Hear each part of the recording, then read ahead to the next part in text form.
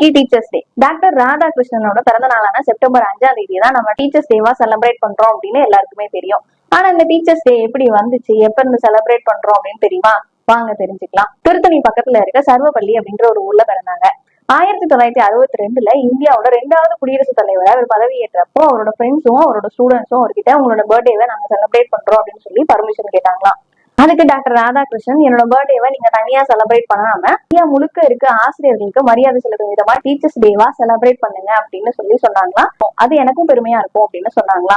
அப்ப இருந்து இப்போ வரைக்கும் செப்டம்பர் 5ஆம் தேதியை நம்ம டீச்சர்ஸ் டேவா செலிப்ரேட் பண்ணிட்டு இருக்கோம். டீச்சர்ஸ் டேவை மட்டும் செலிப்ரேட் பண்ணாம ஆசிரியர்களை ஊக்குவிக்கும் விதமா நல்லாசிரியர் விருதும் கொடுங்க அப்படின்னு சொல்லி டாக்டர் ராதாகிருஷ்ணன் சொல்லியிருந்தாங்க. அந்த வகையில இந்த வருஷம் 45 டீச்சர்ஸ் நல்லாசிரியர் விருதுக்காக செலக்ட் ஆயிருக்காங்க. தமிழ்நாட்டுல இருந்து 2 டீச்சர்ஸ் நல்லாசிரியர் விருதுக்காக செலக்ட் ஆயிருக்காங்க.